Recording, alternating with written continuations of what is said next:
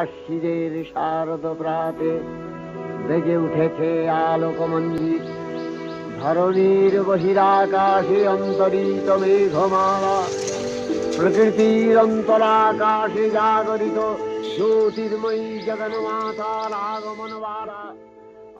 কলকাতা। কলকাতা যেমন অক্ষত ইতিহাসের পীঠস্থান, ঠিক তেমনি এক আবেগ পবিত্র স্পিরিটের কেন্দ্রবিন্দু হলো কলকাতা, যার আরেক নাম সিটি অফ জয়। আনন্দের এই শহরে আবেগ অন্তঃসত্ত্বা শক্তিস্থল দুর্গাপূজা। আর দুর্গাপুজো মানেই বাঙালি। পুজো মানে অপেক্ষারত বাঙালির অপেক্ষার অবসান। পুজো মানে কুমারটুলির অলিতে গলিতে ব্যস্ততার হাতছানি। পুজো মানে আকাশে সাদা পেঁজা মেঘের লুটোপুটি। আর পুজো মানে ছোট ব্যবসায়ীদের মুখে ফোটা সাময়িক ক্ষণের হাসি। পুজো মানে আড্ডা, সমস্ত ব্যস্ততা পেরিয়ে সাময়িক দিনের বিরোধ। পূজা মানে দোকানে দোকানে কেনাকাটার ভিড়। পূজা মানে শিশিরে ভেজা কাশফুলের দোলা। পূজা মানে প্রেম, একটু খুনছুটি, সঙ্গে সামান্য দুষ্টু। আর এই দুর্গাপুজোর নবরাত্রি ঘিরেই উৎসবের মেজাজ, তারও সূচনা মহালয়ার হাত ধরে।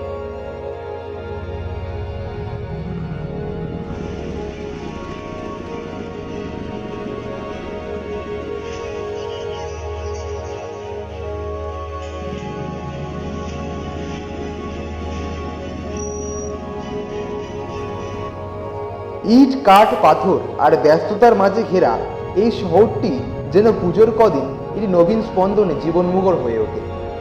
শরতের কাকভোর 4টে বাজতে না বাজতেই বাংলার ঘরে ঘরে বেজে ওঠে বীরেন্দ্র কিশোর ভদ্রের কণ্ঠ। শিশিরে ভেজা বাতাস সেই শব্দ বয়ে নিয়ে ছড়িয়ে দেয় দূর দূরান্তে। ঘুম ভাঙে মঙ্গল শঙ্খধ্বনি, আগমনী সুর আর চণ্ডীপাঠে। শুরু হয়ে গেল দেবীপক্ষ। রেডিওতে মহিষাসুর মর্দিনী অনুষ্ঠান শুনে যেন আগমনী সুরের ছোঁয়া লাগে মনে প্রাণ।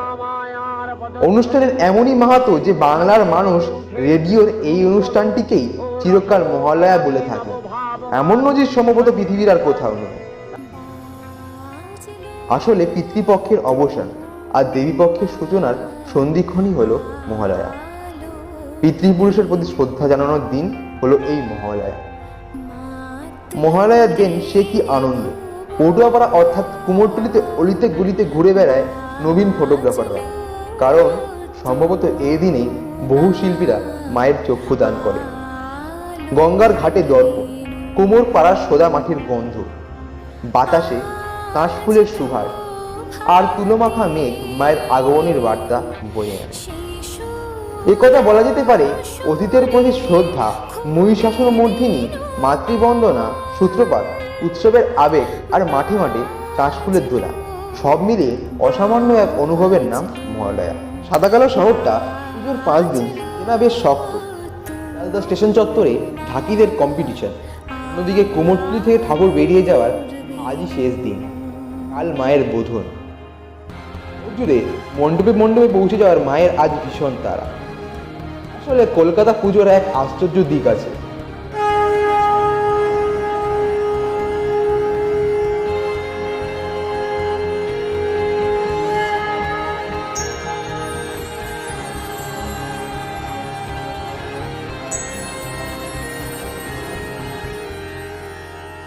अथ श्री दुर्गा पूजनम प्रथमम आचमनीयम ओम केश। যতটা মন কাড়ে বারোয়ারি দুর্গাপুজো, ঠিক তেমনই ঐতিহ্য ধরে রেখে কলকাতার প্রাণ প্রতিষ্ঠা করে বহু বনেদি বাড়ির পুজোগুলি।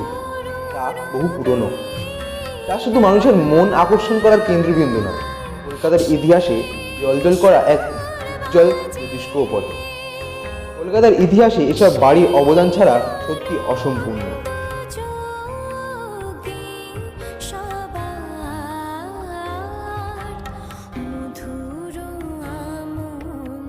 পুজো শুধু ঠাকুরের আরাধনাই নয়, দুর্গাপুজোর আসল স্পিরিট জনসঙ্গম, মানুষের মধ্যে মানুষের সাথে। আদি সনাতনী চিন্তার সাথে মানুষের ভিড় মিলে মিশে উঠে আসে কত সমস্যার কত সলিউশন। এটাই বোঝায় পুজোর আসল স্পিরিট।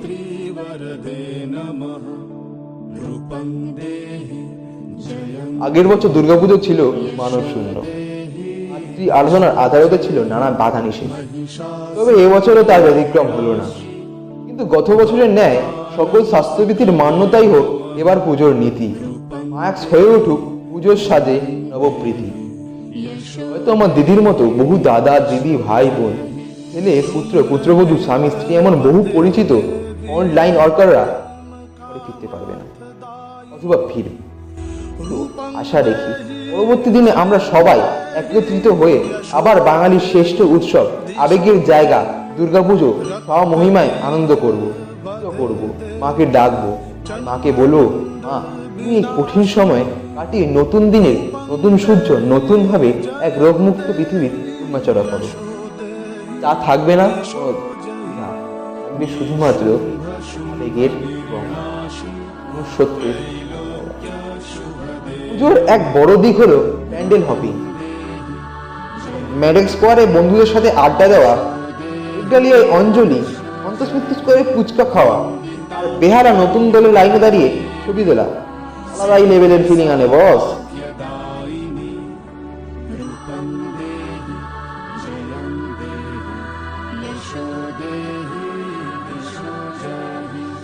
अचिन्त्य रूप चरिते सर्वशत्रु विनाशिनी रूपं देहि जयं देहि यशो देहि। জেনারেশনের উপর দূষণের প্রভাব, জলের কষ্ট, এবং জলের সংকটে প্রতিচ্ছবি মনে করিয়ে দেয় ঠিক ব্যবহার না করার কথা।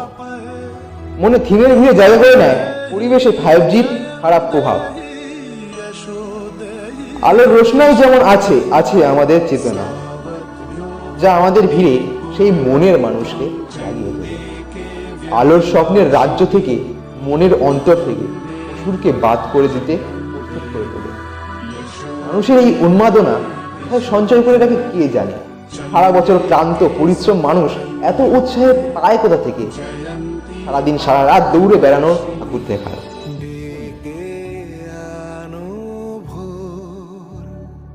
কই পুলিশ অফিসারদের তো পুজোর দিন ছুটি নেই, থাকবে কি করে? আমরা যেন আনন্দে থাকি সেটা তো ওনারাই দেখেন। আসলে দুর্গাপুজো হলো বাঙালির শিল্পকলা সংস্কৃতি পুনর্মোচনের এক মাতৃস্থল, যার মাধ্যমে বহু ছোট বড় শিল্পীর এক মঞ্চ তৈরি হয়। মণ্ডপে মণ্ডপে ঠাকুরের বিভিন্ন রূপ, মায়ের আরাধনায় বিভিন্ন চিন্তাভাবনার ছাপ। কোথাও আলো সুসজ্জিত মায়ের মূর্তি, কোথাও একরকম হিমের কারিগরির আওতায় ভিন্ন সাজ। মা তো আমাদেরই মতো, আমাদের যেরকম ভিন্ন রকমের দেখতে, সেরকম মা এক হয়েও হাজার রূপের অধিকারী। মায়ের সনাতনী মূর্তির সামনে অষ্টমীর অঞ্জলি হোক অথবা নবমীর লুকিয়ে রাখা মনস্কামনা, কলকাতায় দুর্গাপুজো নানা রূপ।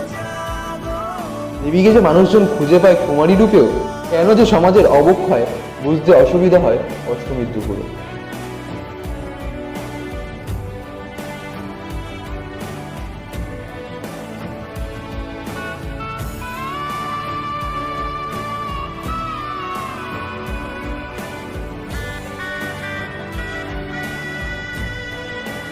পুজো শুরু হতে হতে হঠাৎ যেন কিভাবে দশমী উপস্থিত তা বুঝতে বেশ সময় লাগে উৎসবে মাতোয়ারা বাঙালি। হয়তো আজ মহিষাসুর বধ করার পালা। মহিষাসুরকে হারিয়ে ঘর শূন্য করে মায়ের ফেরত যাওয়ার প্রস্তুতি শুরু। সত্যি কতটুকু সময় আছে আমাদের সাথে একসাথে কাটিয়ে নেওয়ার। এই 5 দিনের জার্নি আর দশমীর বিদায় আমাদের শিখিয়ে দেয় আশ্চর্য ধ্রুব সত্য। আমাদের মিড রিয়েলিস্টিক জগৎটার উত্থান পতন দুঃখ সুখ সবই হয়তো ক্ষণস্থায়ী। এই বাহ্যিক মিড রিয়েলিস্টিক উপস্থিতির বাইরে যেটা লুকিয়ে আছে সেই অন্তরাত্মার অস্তিত্বই তো আসল অস্তিত্ব। আমাদের অন্তরের সুখ হোক চিরস্থায়ী। ঠিক যেমন দেবীর ভাসান হয় না, শুধু মূর্তি জলে নিরঞ্জন হয়। আমাদের অন্তরের শুভচেতনা হোক দৃঢ়। চারিদিকে অসুবিধা যখন নেমেছে মানব নিধনে, মা তোমার আগমনে যেন বিনাশ ঘটে করোনা সুরে। এই প্রার্থনা রইল মা তোমার চরণে। আসছে বছর আবার হবে, মুহূর্তেই হবে। বিষাদের মধ্যে সুখের সন্ধান করে নেওয়ার পরিণাম জীবন।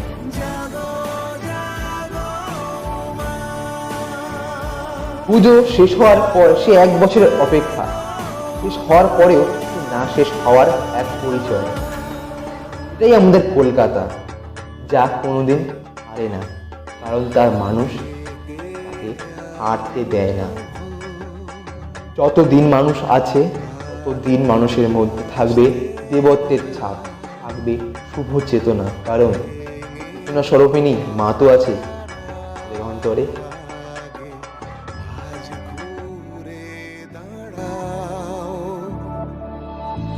জাগো শক্তি, জাগো স্বপ্ন, জাগো